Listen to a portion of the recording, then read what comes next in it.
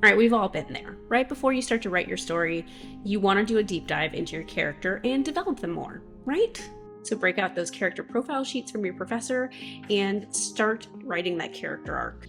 But this time, let's not use just the normal character profiles.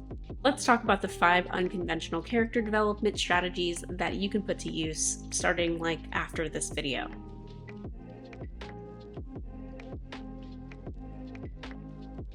Welcome back to my channel, Scribes. I'm Pika Lee, writer and filmmaker, and I'm here with another great video. As I said, I really wanted to talk to you about some strategies that I have and use for myself personally when I'm developing a character. These are some of the strategies that I employ to understand humans and how they speak, so that I can make the best dialogue, I can use the best personality types, and I can also try to create a character that feels very three-dimensional. Create a character that has a lot of internal turmoil alongside the journey of the plot that they're experiencing. My first tip for you is watching a guilty pleasure reality TV.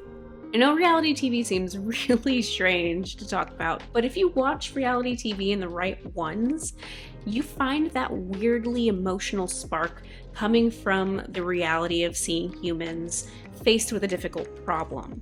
So, for instance, if you like to watch something as emotional as Hoarders, watching humans who have a story behind why they struggle with this disorder that really brings together all of their family members and friends when they're coming out to help them clean their houses. You pair that with a specialist, someone who specializes in hoarding disorder, psychiatrist, psychologist, being there to give them therapy to work through their emotions. You find these outbursts and these moments that you can really put into a character who might be dealing or struggling with something. And tell me a little bit about your relationship with your sister. I don't remember much of past, and I don't really know what there's to say about it. Were you also a caregiver for her? Caregiver, I never thought of it in terms of that.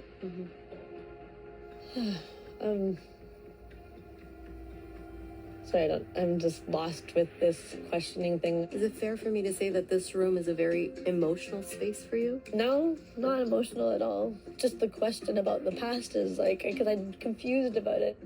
Can I just pause for a moment because I don't know what to do with that. I don't know. That's okay. That's all right. Tell me about the boxes in the room. I'd love to I don't get what. So how about this? What's coming up for you? So I've got a sister. Okay, I just. Darlene is pissed at me when I ask about her sister. I remember my grandmother used to always be thinking about my mom and my sister who passed on every single day. I'm just like, Granny, why? How is this helpful? This is quite a simple question. And I haven't even started to challenge her on things. Can we just stop for a second? When you watch Hoarders, you're getting a wide array of different types of emotions. I'm trying to figure out what support looks like for you. You're not doing anything wrong. I just don't know how you or anyone can help me. You also might be honing in on how some people might hide those emotions and what they might use to instead focus on, which is the sentimental items that they have in their hand, or the items that feel like they're not so sentimental at all. If you have a character holding on to a ticket stub that just seemed inconsequential to someone else and someone else throwing it away, their outburst becomes something that throws them into making another choice. Julius was gonna get it done? Yeah. Everything is Julius, and she's still living in his world with him, and she's doing nothing, wasting time. We got to finish this yard.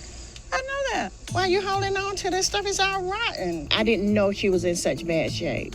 I really didn't. I used it all the time, and we just put You stuff and on Julius it. used it? Yeah, Okay. we used it. Okay. I used it. When you think about letting go of this, what feeling comes up for you? Does fear come up for you? Yeah, because I'm losing my trailer. I don't know why I need it, but I'm losing my trailer. So you're scared of feeling the loss of this trailer, right? And why would you feel so frightened about loss? This kind of loss. I don't know. You're really showcasing how emotions push forward in making choices for characters. That's really good dialogue to write, and that's really good action to write. If you take a movie like Joker, the one done with Joaquin Phoenix, you can see a lot of how they use inadequacy, insecurity, abuse, and mental health issues as a way to showcase how he turns into this really very, very dark person. Yeah. Would you please stop bothering my kid? I wasn't bothering. Just stop.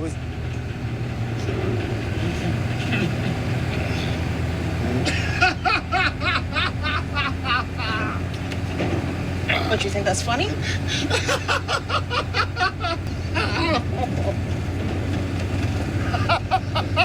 The respect that he's looking for, it's all very evident, and it's all something that you can also see in reality TV. Something like Catfish, where acceptance is something that most of these people are looking for. Can they be accepted and can they be loved? So really watching these reality shows and paying close attention to the emotional toll that's happening and the stories that come out of it, their explanations for why they might catfish a person, those are really great examples for why people do what they do. I want to take the time to thank everybody for the great reception on my short film when I released it. I also wanted to talk to you about these nifty little pins that I made recently, mostly again for myself, but I like to share. It is my writer's verified pin. I basically created it so that you can wear it as a nice little reminder that you are a verified writer if you say so. Now, if you support me on these pins, it helps me in multiple ways, including getting up and running for some other short films that I am planning on making in the future. So if you'd like to give me a little extra help, you can support me on those pins in my Etsy shop. Now, back to the video. I know that not everybody is writing a thriller or a crime drama, but I happen to like crime dramas, and I have written a few that are going in that realm. So for me, listening to crime podcasts really opened my eyes to the humanity behind the person who does these horrific things. There are different levels of crime podcasts that will detail a little less of the graphicness and a little more of the story behind the criminal mastermind. For me, I personally like to listen to Morbid, Crime Junkies, and I also do listen to Noble Blood, which is pretty much a historical take on these historical figures in life and the bad deeds that have been done by them. I also listen to Rotten Mango. Please be aware that the content that you might hear might be a little bit tough to hear. Some of them do put trigger warnings, some do not. So definitely look into the reviews for these podcasts. Of course, I should mention that there are also a ton of documentaries that do a really great job, and these are really interesting takes to also watch because you do get a lot of the reactions from family and friends. Just listening to those components about how people might react might help for your side characters, so also do consider that. There are lots of resources on the internet, so I have to mention YouTube as one of the primary sources that I tend to listen to almost like a podcast state. You have specialists trying to teach and educate the public. And that's where I want to go with this one, which is checking out channels like Charisma on Command, which is a YouTube channel directed at the why and the how of a topic, how to be a very confident person. These are things that can sort of give you a look into the components that make up what confidence is for people. That way, if you're writing a character who is probably might be a little unlike yourself, more confident, take from the elements that they're describing there. They also do a really, really good job of giving you samples from interviews of other people who might have exemplified this. Did he live long enough to enjoy your success? Yeah, he kind of, he really was disappointed by me moving to Los Angeles. He really wanted me to go to university. It's easy to deal with people judging your actions today if you know those actions are moving you closer to a future you're excited about. You need to decide your core values and commit to caring about them more than the opinions of other people. This can include things like growth, contribution, fun, freedom, or honesty. This next clip is an example of what it looks like to commit to honesty instead of trying to look perfect. What scares you? Everything. Everything. Not being in control, not knowing, anticipation, like waiting for something to go wrong. I'm an addict and alcoholic, so I have my ups and downs. Writing your action blocks, you can definitely use this as a way to sprinkle in some of the body language that one might have if they're confident, as told by seeing people in interviews displaying the confidence. Another great channel is Behavioral Arts. Spidey is really great. He is a mentalist. He's also a body analyst. Is he a body analyst? Am I just saying things? Let me double check. Behavioral speaker, behavior analyst. Okay, behavioral analyst.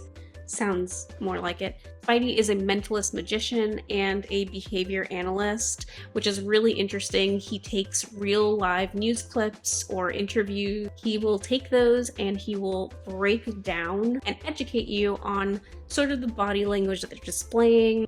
Congrats on your little bump. What about my bump? Did you guys love wearing those kind of clothes that you... Yeah.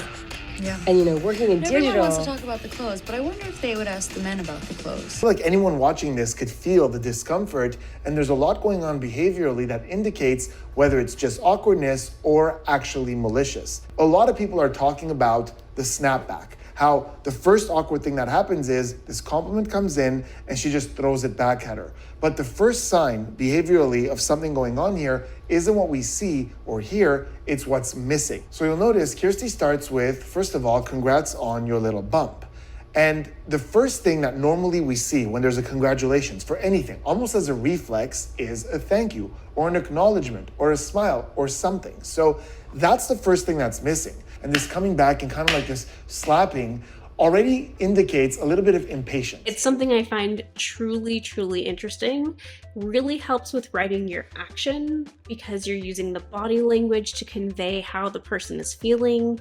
You're using those small moments to mostly show rather than tell, which we always hear is a very big thing. The next thing would be more of a self-analysis, self-awareness sort of situation where you think through a lot of how you personally have reacted recently to a situation or how you would react.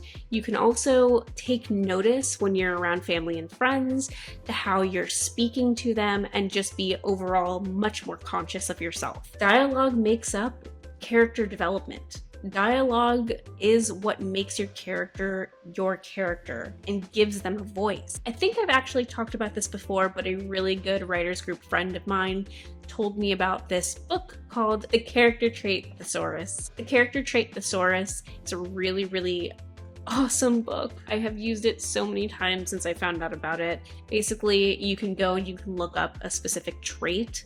It will tell you a very detailed sort of profile of what things can contribute trauma-wise to why a character might react with that trait. It gives you the opposite trait that would butt heads with that trait. It gives you a lot of other great key traits that this character might have due to having that one trait. And you can look up positive traits or negative traits. We all know that positive traits can also be a downfall for some characters, such as being a people pleaser, which is not necessarily a negative trait. It is a very caring and a very kind trait to have. And sometimes it works out for the best, but sometimes it can also be a very big downfall for your character. So depending on how you write the situation and adventure they go on, people pleasing could be something that they have to get over in order to get what they need. By the same author, you'll find some other thesauruses that are about emotional wounds or about conflict, and I find those also to be really great resources and very affordable. As a bonus, I'm just going to reference the MBTI personalities, which are really great. A lot of people do use that. It gives you sort of a profile of the type of person someone would be, just based off of a few different questions or just based off of a personality test that you can get online, like 16 personalities. That would be a great way for you to answer a few questions that would be situational, that might get to the root of who your character is. All of these things contribute to internalizing how you develop your character in the long run. Character development is absolutely plot development in the long run. It's also probably one of the hardest parts. Which is why if you have a really fun tip on how you do your character development, definitely comment down below. And while you're at it, press that subscribe button if you've got some time, and give me a thumbs up if you like this video. Thanks for sticking with me on this one, scribes, and I hope to see you on the next one.